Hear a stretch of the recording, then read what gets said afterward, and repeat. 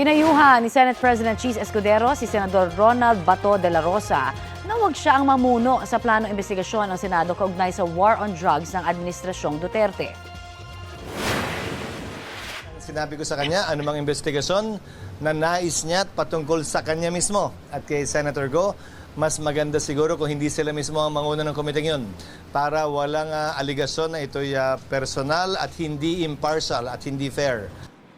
Sabi ni Escudero, ayos naman daw yon kay De La Rosa na makausap niya sa pamamagitan ng text message. Kukonsultahin pa raw ni Escudero ang mga senador para sa iba pang pwedeng gawin. Una nang iminungkahi ni Senadora Risa Ontiveros na Committee of the Whole o buong Senado ang duminig sa investigasyon. Mas mapapanatag at mas may engganyo raw ang mga biktima ng drug war na tumistigo kung ganito ang paraan.